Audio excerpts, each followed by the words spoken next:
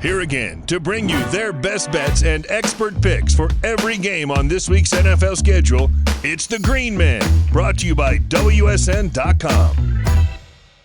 Welcome to the WSN Weekly NFL Pick'em Show. My name is Adam Forsyth, joined as always by Ryan Sullivan, and we are here to break down a massive week of football ahead. It is the NFL Divisional Weekend, Ryan. I'm very excited, and yeah, last week was a little up and down on the betting side of things, but as far as entertainment goes, we got ourselves some games in store. We got some beauties lined up here. How about last week? A couple of overtime games. It was fantastic. If you're joining us for the first time on WSN.com or if you found us on YouTube, here's how the show works. Every single week, we break down every single game on the NFL schedule. We break down the spreads, the over-unders. We find some props that we really like, and we give you some excellent betting advice, and we have a great time along the way. So before we get to this week's games, because there's four massive ones on tap, we had four games last weekend, the wild card weekend, and wild was an understatement because it was a wild weekend. Why don't we recap, because our main feature of the show is our best bet of the week, and we got to kind of look back at last week and let the audience know how we did. Ryan, why don't you start? Well, I'm feeling all right in the best bet category. I'm now riding a 3-week unbeaten streak that stems back to a couple weeks left in the regular season. Of course, I'm a sweet 1-0 in the playoffs with my best bets.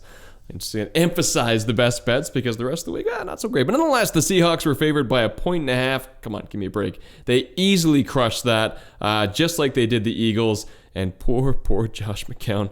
However, I will admit, and I kind of alluded to it, my best bet was kind of the bright light in a fairly otherwise ugly week. But we'll get to the rest of that in just a moment. How did your best bet fare? Yeah, it didn't. It didn't go well. I had the Saints not only to win, but to cover the 8-point spread, and they lost outright. It should have been easy.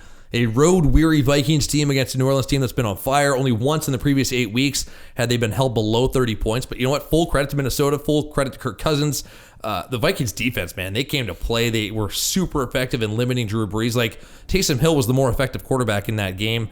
Brees did not look comfortable at all. I talked to a lot of people last week who had the Saints winning the Super Bowl. So definitely the upset of the week. Saints now the first team in the NFL history to have 6 straight playoff eliminations by a single score. Like, it is tough times if you are a New Orleans fan. So unfortunately, I lost my best bet, but I will bounce back this week.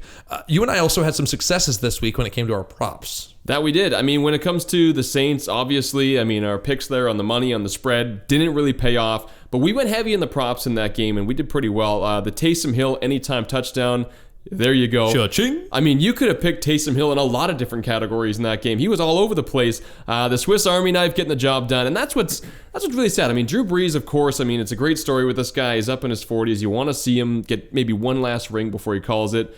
But not getting to watch Taysom Hill from here on out. I'm a little upset about that. This guy has won me over big time.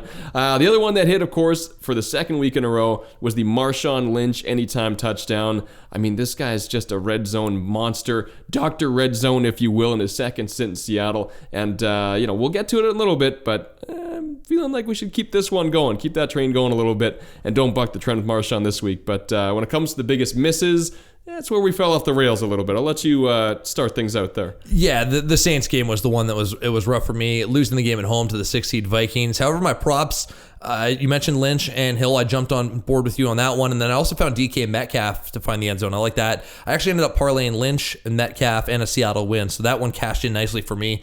Again, though, that missed the Saints. That was a struggle. I had the Titans to cover, which they did, but I also thought the Pats would probably win that game, and that was not the case. And I also had the Bills. It was a tough week. Yeah. I just realized I completely shut you down with your biggest wins of the week. You had a lot of wins during the regular season when I did not, so maybe I'm still a little bit bitter about that. Very passive aggressive. Yeah, a little bit, right? I've been harnessing. Tell me about your biggest miss, Adam. Well, I wanted to put the spotlight on you because I had a few myself. Of course, Buffalo Bills. That one really stung, and what really digs in a little bit is that before that game kicked off, I actually put down, it was just a side bet, it was just a little bit, I put down $10 for the Bills to win the Super Bowl. And that's just taking a lighter and just putting it right under a $10 bill right there. But nonetheless, the odds were beautiful. It would have been something special. But yeah, watching the Bills just fall apart like they did, letting Houston come right back in the game, that was hard to watch. All credit, though, to the Texans, to Deshaun Watson. I mean, I think that was kind of the salt in the wound, though, was watching them bounce off of 2 Bills to make that incredible play to get them right back in the football game. Anyhow, yeah, tough to watch. A sad end to an otherwise great game, and what I thought was a pretty safe and strong bet, so that's definitely the biggest miss of the week. Let's roll into our best bet, so let's change our fortunes here. Yeah. What are you looking at? All right, I'll keep it brief because I want to dive a little bit deeper when we get to the full game breakdown. But my best bet of this week, of the 4 games, not a lot to choose from, and I'm going to go with the biggest spread of the week. I like the Chiefs to cover a 10-point spread against those Texans you just mentioned. Kansas City had some ups and downs early in the season, but they are entering the playoffs guns a-blazing. I think their potent offense will be too much to contain for Houston, regardless of whether J.J. Watt is able to rally the troops. So Chiefs, my best bet of the week. That's fair. That's fair. You seem very confident in that best bet. And you're not wrong. They are coming in pretty hot. Guns a-blazing, if you will. The Seattle Seahawks to cover the 4-point spread in Green Bay. That is my best bet. I'm going again with the Marshawn Lynch train here. I don't want to buck the snide. I mean, I took the Seahawks in that season finale. Buck the snide? Yeah, it's a saying. No? Anyways, okay, forget Maybe about in the that. Sullivan Yeah, household. I'll come up with some more better sayings. But yeah, I went with the Seahawks in the final week of the season, and I don't know why I'm betting on Hawks all the time here. They're definitely not my favorite team, but nonetheless, they just seem to get the job done. In that final week, not so much. But last week was a no-brainer. This week, I think they're going to give Green Bay a lot of trouble at Lambeau. When we get to the game itself, I'll make the pick on the money line in a little bit. I'm going to take a little bit of time, debate on that one a little bit, but I think when it comes to the spread, the Hawks will cover off being 4-point underdogs in this football game. All right. Now, before we get to our full predictions for the week, we want to hear yours. Give us your wildest predictions for the divisional playoff weekend.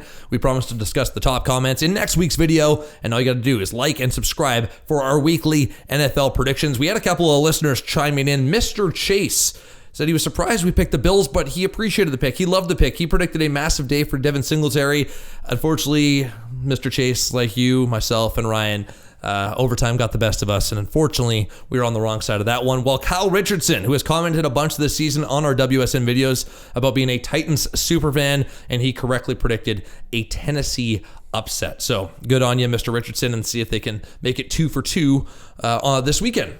So, before we get into our picks, for our listeners living in New Jersey or West Virginia, go to WSN.com, special bonuses and deals if you want to bet on this week's games. You can compare the best legal online sports books, you get exclusive offers when you sign up, and when you start betting. We got 4 games on tap. It is the divisional playoff weekend. Let's jump into it with our Saturday early game, on tap. You know what? It's up tap as well. It is. We have Minnesota at San Francisco, the 49ers favored by 6.5 points. The over-under, 45.5 points. The weather, the forecast for this one, rain showers and 56 degrees. Ryan, why don't you start us off? It's going to be mucky. It's going to be ugly, but that might be the way they like it down there. In this game, it's a hard one to call because Minnesota's coming in with just such momentum right now after knocking off they came in as such underdogs against the Saints. I won't add salt to the wound here, but we'll just say on moneyline purposes, everybody picked the Saints. I mean, they had 80% of bettors going for them on the money. So, obviously Minnesota's coming in with a ton of momentum behind them. At first glance, this is a very hefty spread. The 49ers barely made it out of Seattle in that final week of the regular season, and so they're not coming in red hot by any means here. But nonetheless, I don't know. It's hard to go against the Niners at home, given what they did, given their body of work this season and how many times we've doubted them. It is tough. But let's get back to Minnesota here. The Superdome, a harder place to play for opponents than Levi's Stadium, no question there. The only issue I see standing in the way for Minnesota is their secondary, because there were a few moments. I mean, we were talking about Taysom Hill a little bit earlier. Aaron won out. There were a few moments where the safety coverage just wasn't there for the Vikings, and I think that's something that Deebo Samuel could clean up on there as well. I like San Fran to win this game. I like them to cover the spread. I feel fairly confident in that they'll cover the spread. More confident than not, anyhow. And but yeah, the one thing to watch for is the ground game in this one. We'll get to that shortly. But, I mean, that's Minnesota's heart and soul right now is that ground game, and they're going to have to keep it going if they want to have a chance in this one. But I'm taking San Fran to win, San Fran to cover. All right, yeah, last week I liked 3 of the road teams to advance, but this week I'm going heavy on the favorites, and it does start with the 49ers. San Fran, I think they covered the spread on Saturday. Minnesota definitely, they shocked the football world. It was a very impressive win over the Saints, as you mentioned, but asking the Vikings to pull back-to-back upsets over double-digit win teams, like that's a really tough task, and it's on opposite sides of the country, all in a 7-day span. A really tough ask. Like Minnesota traditionally also does not play well in the Bay Area. I was looking at the numbers. They've lost 9 of the last 10 games when visiting San Fran. If the Vikings want any chance in this game, I think it has to come down to containing George Kittle. Minnesota has a great track record of shutting down tight ends this season. Since week 3 of the season, they've only allowed 1 touchdown at the position, and they've only allowed 1 tight end to reach over 60 yards receiving, and that was Travis Kelce. I think this game actually gets decided in that matchup. Now, despite the Vikings' impressive stats, Kittle is a star, and I think he carries the 49ers into the NFL's Final Four. I am going to take San Fran for the win and the cover. Now, why don't we get into the over-under on this game? Because it is an interesting one. It's 45.5 points. Why don't you start things off? Yeah, when it comes to the over-under, I mean, I should say when it comes to the spread, I'm more of kind of a just go with your gut sort of guy, as you've seen from some of the games that I've picked this year. Nothing to brag about there, but nonetheless, when it comes to the over-under, I believe a lot in the trends, and let's just go through a few here. The Vikings have hit the under in 6 of their last 7 playoff games. Meanwhile, the Niners have hit the over in 3 of their last 4. So what does that tell you? You should be very afraid of this over-under. So that's why I'm not putting a ton of weight on this one. But I'm going to go with the under in this game just because, I mean, we got to pick something here. And so, I think that most things are pushing in that direction for these two teams. But yeah, it's a tough one to call. I mean, there's you'd like to see Minnesota run the board, but they really haven't done that at all that much this year. And at the same time, the Niners seem to always play down to their opponent. Yes, they're a powerful team, and I'll jump on this a little bit later, but I mean, they beat the crap out of your Packers earlier this season, so yeah, they can put up a lot of points, but generally, they just put up a few more than the opposing team. They play down to their opponent all the time, and I don't see Minnesota putting up a ton of points in this game. I'm taking the under, and I feel somewhat confident, but I would advise to look at the point spread, look at the money before you look at that bet. I'm actually very much on board with what you're saying in terms of I really don't have a good feel for either over under. The number at 45.5 is exactly where it should be. Like if you look at the trends, they're pretty split as well. You mentioned a few of them. I'll throw out some more. The under's hit in 6 of the last 7 games when these two teams meet in San Francisco. That obviously clearly suits the 49ers fine. As I pointed out, they've dominated the Vikings in recent years. They'll play a low-scoring game. They don't care. However, the Vikings known to open things up a bit on the road. The over is hit in 5 of the last 6 games away from the Twin Cities. So, I mean, you could go both ways with the trends. You can go both ways with the over-under. I'll probably stay away from this one, but you said we got to make a pick. So if I were to dabble, I think the under is the way to go, much like Ryan, especially after watching that Vikings defense at least somewhat keep the Saints offense in check. So under, we have an accord. And before we move on to our next game, I want to hit some props for this one because that is where we've been stellar this season. So let's put our reputation on the line. A couple of ones I wanted to pick out of there. The over-under on Delvin Cook rushing yards and over-under on George Kittle receptions. So a couple of interesting props. Cook was unreal last week against the Saints, but I think the 49ers will bottle up one of the league's top rushers. Outside of a couple of week 7 and week 8 hiccups, San Fran's not allowed a rusher to top 90 yards this season. Like he may be one of the top rushing guys in the league, but I think Delvin will fail to get things cooking this weekend against San Fran. The other prop I really like, as I already alluded to, I think Kittle does have a big game. The offense really operates around his successes. He's a big game player. He loves the high stakes. I'm taking Kittle on the over for receptions, as I think Jimmy Garoppolo has no choice but to rely on a star to lead them to a win. Interesting across the board, and I love that Cook one you threw out there. That was a nice phrase. Dalvin Cook surprised me along with the rest of America, I think, last week. We were all expecting this guy to come in a little dinged up, not quite healthy, be used sparingly, and he was the heart and soul of their team all game long. So you would think, okay, he's going to jump on this one. He put on a masterful performance, no question about it, absolutely shredding the Saints. I've seen numbers kicked around for this prop. If you can find one over 75 yards, absolutely. Outside of that, I'm weary. And you touched on it there, the Niners not allowing a rusher to have more than 90 yards. I mean, that's a crazy stat and, feather in the cap of that defense for sure.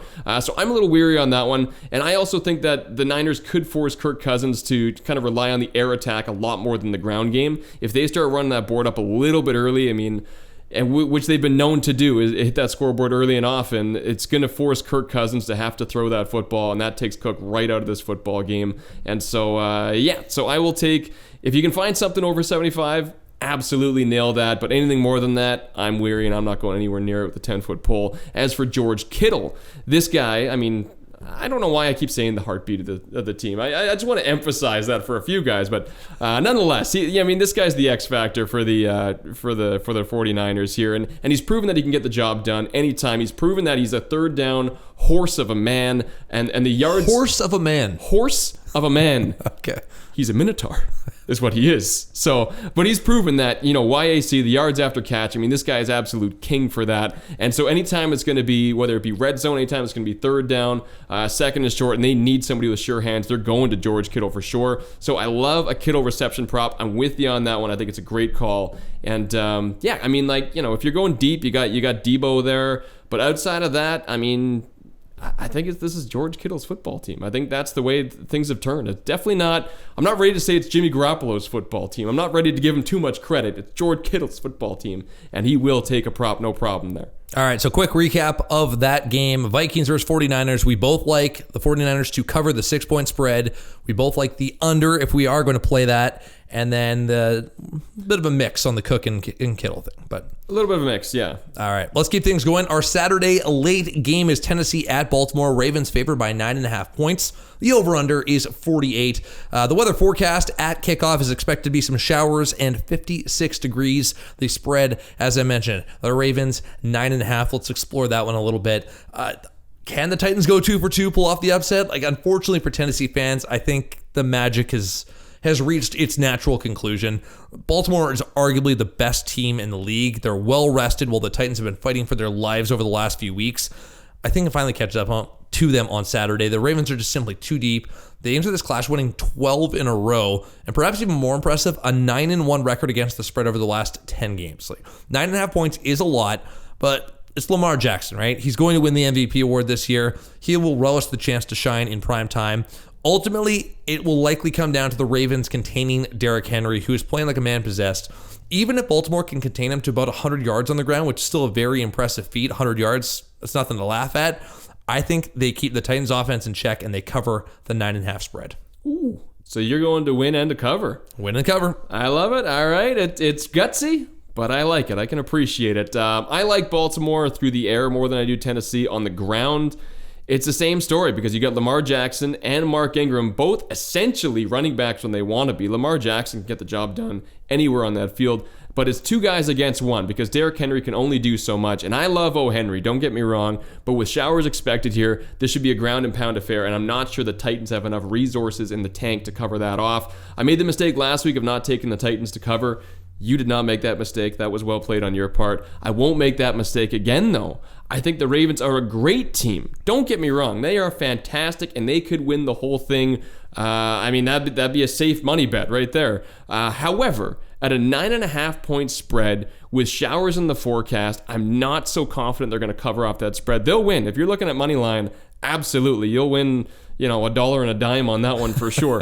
But no, when it comes to that spread, I think it's just too hefty. And looking at the early trends too, 56% of bettors are banking on Tennessee to cover that spread as well. So, while when it comes to money, when it comes to who's moving on out of this game, that's an easy one. But at that spread, I think Tennessee will keep it close enough. All right, let's explore the over-under. It was, or is, set at 48 points.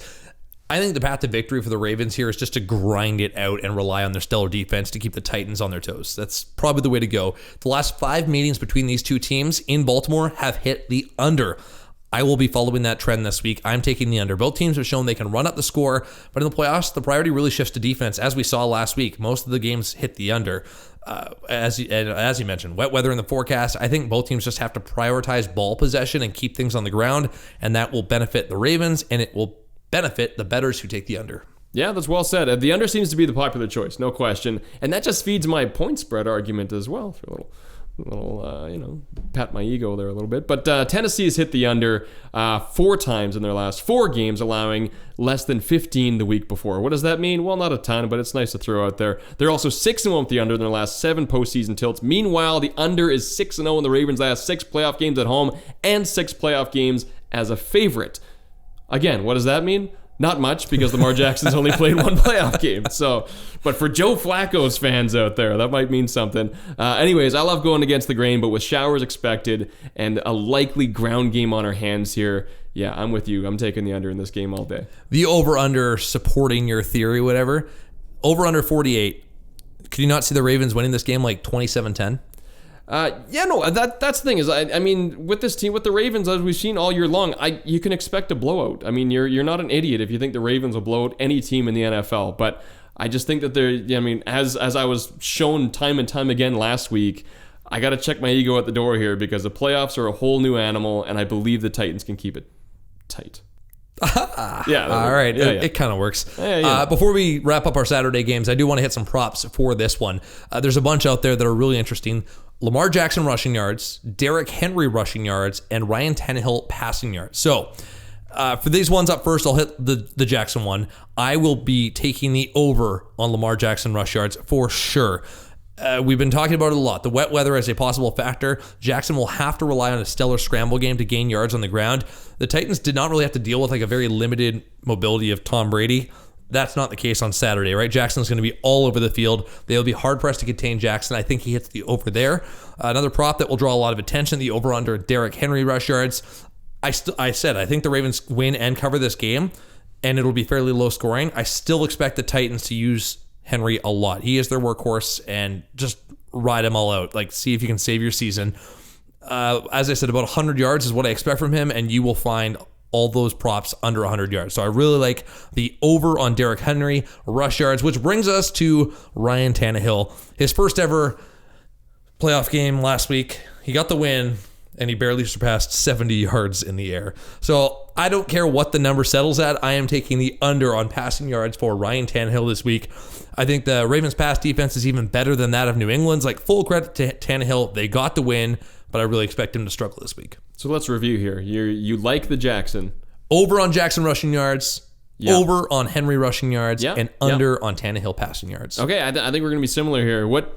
What's your take, though? How many bags of popcorn will Captain Defense get throughout the game? Oh, he's going to get so many. Yeah, there's going to be a lot of popcorn going down to those seats. Lamar is the king of Baltimore, and anything to do with him rushing that football, you got to jump all over that. And as I saw last week, James White, Sony Michel, they were able to find some room out there on numerous occasions against that defense. I think Lamar could find a lot of time, a lot of space out there. That's a great call on that prop. Likewise, Derrick Henry, speaking of, king of teams here, I mean, this guy is the Tennessee Titans. Who are we kidding? Sure, the story of Ryan Tannehill, it's nice. It's coincidental with the team's success. And don't get me wrong, I'm not taking anything away from the man. He played a huge role. He was, it was a great story all across the board. But Derrick Henry, this guy is the engine, he's the oil, he's the gas in this offense, and I think he's going to be fed a ton of the leather. And right now, I mean, sometimes you get a little worried about committees and stuff like that, and the other running back coming in on third downs.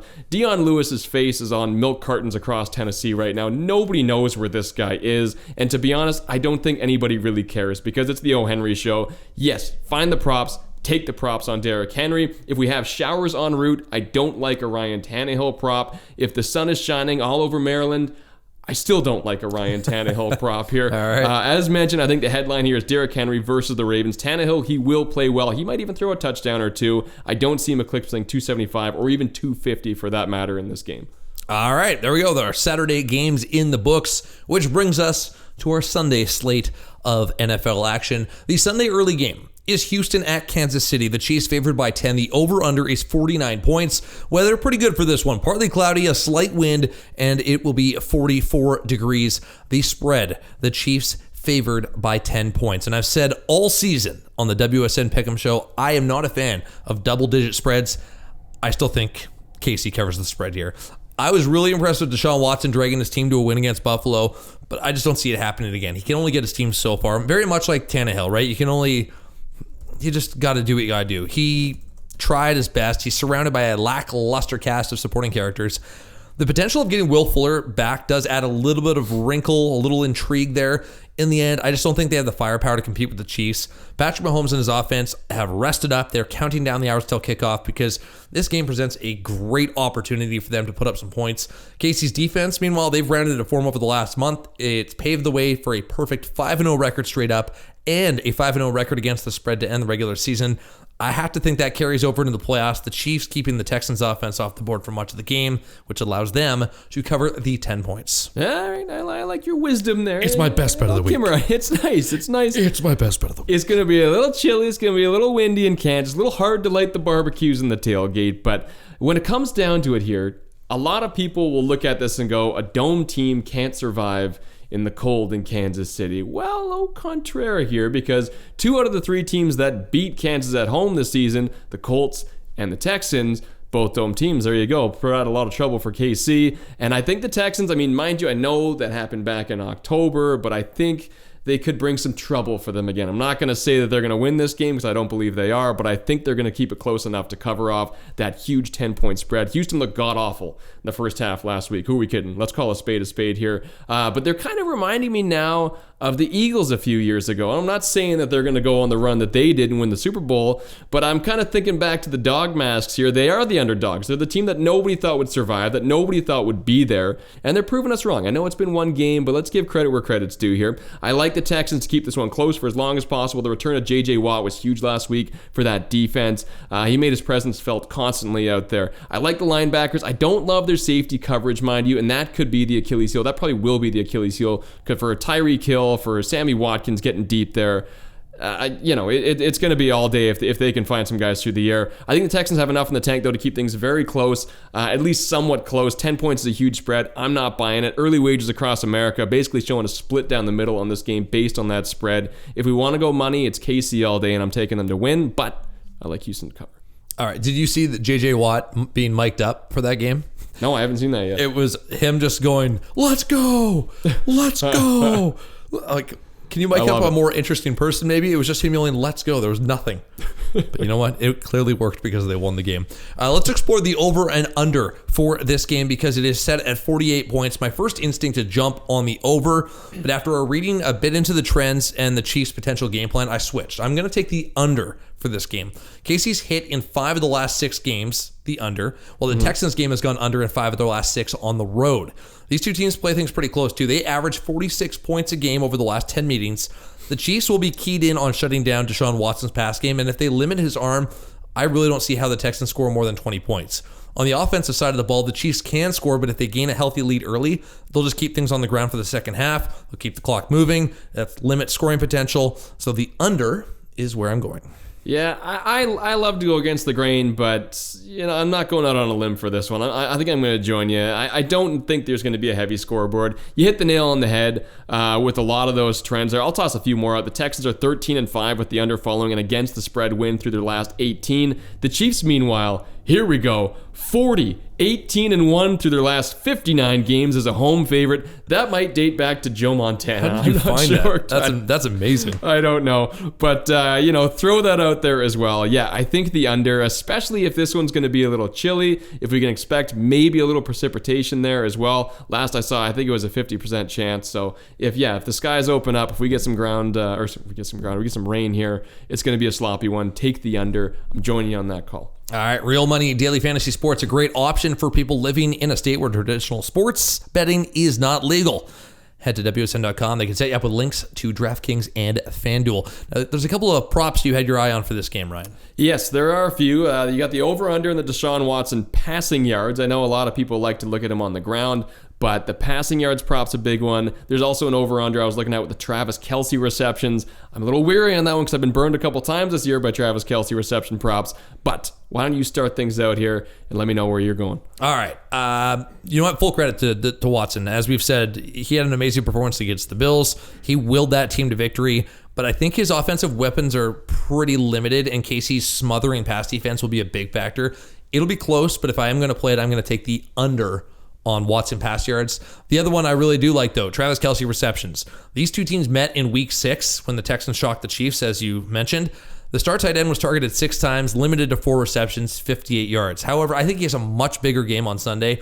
That week 6 showdown, Mahomes was still dealing with an ankle injury. It was Tyreek Hill's first game in a month, so the Texans kind of left Hill alone, and they were all over Kelce in that game. This week, a healthy Mahomes, a healthy Hill. They have to spread things out, and I think that really frees up Kelce to have a bigger day, so I will be taking the over on Kelce receptions. Interesting. The math checks out. I got to admit, it's pretty good. I'm with you on the Deshaun Watson numbers. However, I'm going to play devil's advocate here a little bit. I think Deshaun will have no choice but to go to the air often in this game, and so I'm taking the over on that prop. They've shown moments of brilliance here and there, but the Carlos Hyde Duke Johnson tandem, it's not sexy. It doesn't get me into it, and I think Deshaun's going to have no choice but to be looking for his guys through the air, no question. And hopefully, Will Fuller, hopefully he's healthy enough to get out there and make a difference as well. If he is, yeah, we might have ourselves a pretty good game here. I mean, you got Hopkins and Fuller V out there, and then on the other side, of course, Hill and Watkins. Could be a nice air battle, but when it comes to Travis Kelce, he's going to be busy for sure in this game, but as I mentioned, he's killed me a couple times this year. I mean, yes, no question. I'm not taking anything away from this guy. He's one of the best tight ends in the game. But there have been a few games where I put money down and I've got burned. I just can't trust him enough to go with the over in this one. So I'm going to go with the under with my tail tucked firmly between my legs. All right, well said.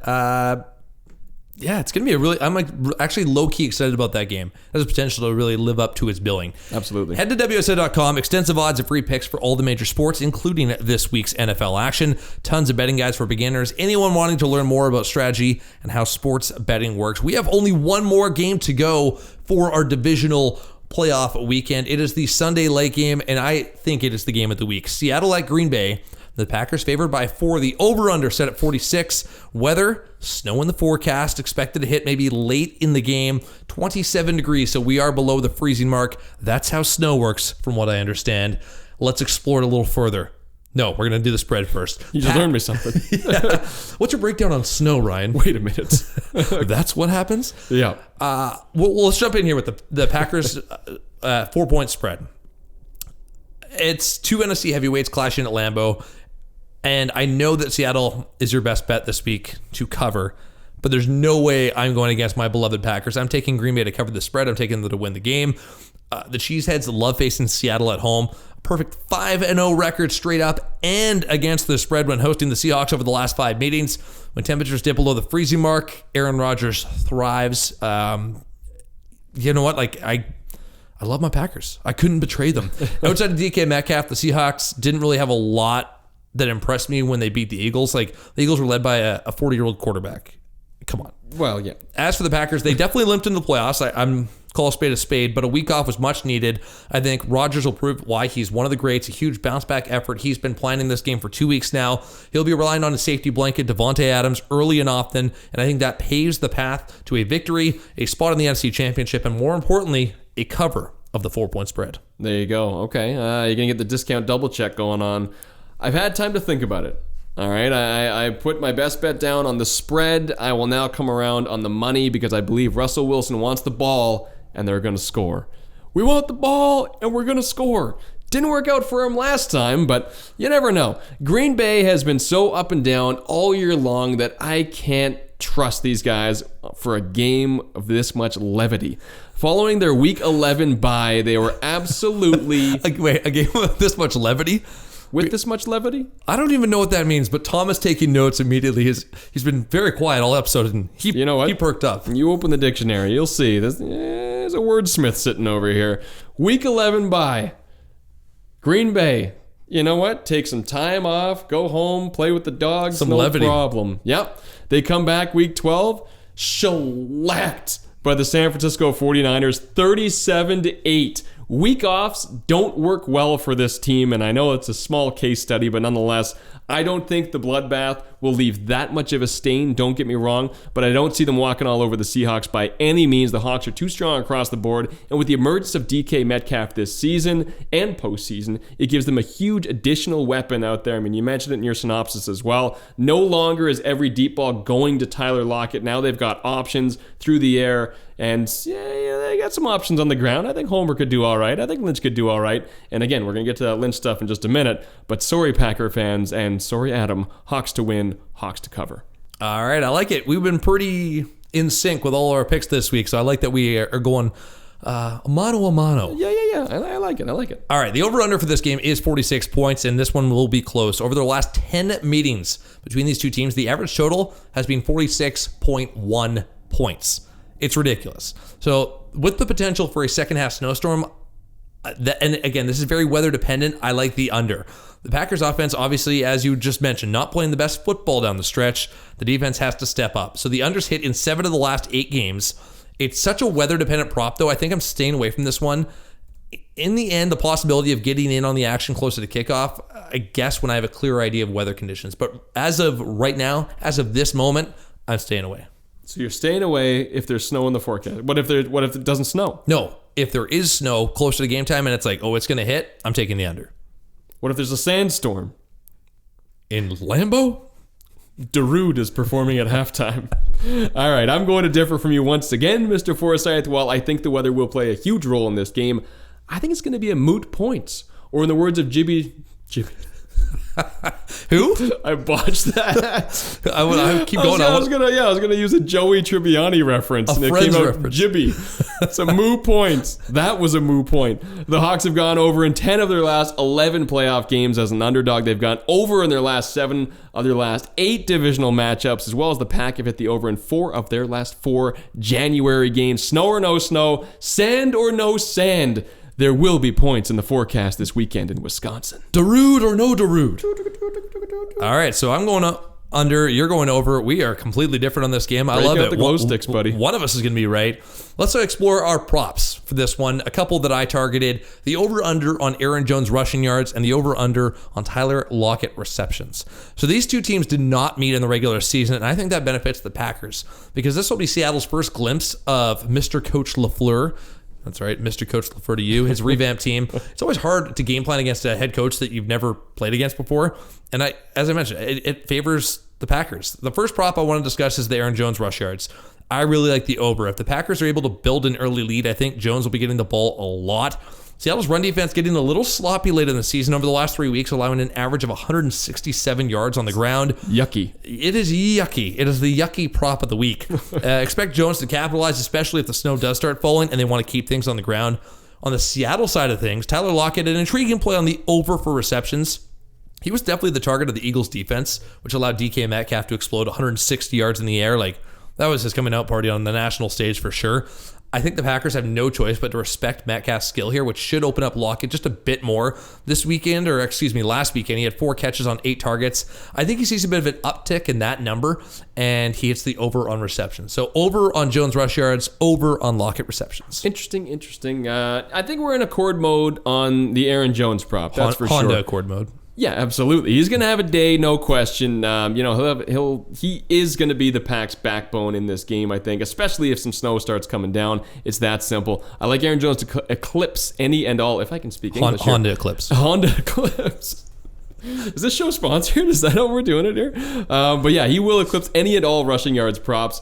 He's been a beast all season. I mean, as we've been saying on this show, but I think he'll go off and end up in the triple digits. That's what I'm saying. But I think there might be a little bit of case of the dropsies here too, especially if we get a little snow in the forecast. I could see Aaron Jones, AJ dropping a ball or two, so keep that in mind. But nonetheless, I do want to say though, I could see that as well, but it won't affect his rush yards. No, I don't think so either. So, but if there is a nice prop out there for Seattle defense or a fumble recovery, I gotcha. Pounce on that one. We saw last week that DK Metcalf, the guy's here to play. The Hawks also like to work in Hollister every now and then on third. I think Hollister will also be a red zone target too. So with that said, I don't like the over on the Tyler Lockett prop. I think that you make some good points there. I mean, with DK's coming out, or I should say postseason coming out party, because he did show what he was made of a bit in the season. I think that he will draw a little more attention. And yeah, that probably will free up Lockett a little bit. But I just don't see him, making as much noise as he was early on this season. I think Secret's been out for a long time on Tyler Lockett, and I think he'll get bottled up quite well. He's the wideout one in that system, no question, but I don't see him hitting astronomical. Oh my gosh, what's going on here? Astronomical numbers in this one. You're so excited about this game. What's happening? Last week it was your voice. This week I can't speak. Oh my gosh. And it's always about Seattle. It is. It's always about these damn Seahawks. They're killing us. But you know what? Take us home, Ryan. Let's go. Well, let's give a little love here because I know you're going to be in on this prop. We'll finish things off with a beautiful, shiny 2020 Honda Accord here. Marshawn Lynch, anytime touchdown. I'm saying yes, checking that one off the board. He's hit it the last 2 weeks in a row and I'm putting money down. I think he's going to do it again. I will go against you on that one. Oh. He did not play all season. Yeah. Seattle admittedly said they were concerned after his game 1 performance that he might be a little bit tired. He looked pretty good against the Eagles, but I think the wear and tear of 2 NFL games over 2 weeks when you have not played a football game in almost a year, it's going to catch up with you, and then you're expected to go into a frozen tundra of Lambeau and play where it is cold. It's going to hurt. I'm not saying he's running over 100 yards here. No. He's going to get his usual 9 or 10 carries, but I think if they're inside the 5, it's going to beast mode. Pete Carroll is indebted to this guy for the rest of his life after Super Bowl 49. If there's a chance to punch it in, it's going to be in Marshawn's hands. All right, head to WSN.com for expert online sportsbook reviews that will let you compare all the best legal sports betting sites available in the United States. That is the NFL Divisional Playoff Pick'em. One more time, your best bet of the week, Ryan. Yes, I'm going to go with the Seattle Seahawks to cover that 4-point spread, and I'll also throw it out on the money line as well. Seahawks to win that football game, and I'm also going to pick up some Rosetta Stone English for next episode too. All right, and our Sunday early game features Houston at Kansas City, and my best bet of the week is the Chiefs to favor the 10-point spread. It's a big one, but I have full faith in Patrick Mahomes and his offense. I cannot wait. If wildcard weekend was just a little bit of an hors d'oeuvre, a little appy, a poo-poo. An hors d'oeuvre is a fancy appy. Either way. Poo-poo was not. No? I still don't know what that means. I'm pretty sure it's a Hawaiian appetizer. You get the poo-poos. All right, well. You go to Seattle back then, you get the tatupu-poo-poo. Is this how we're ending this week's show? This is how we're ending the show.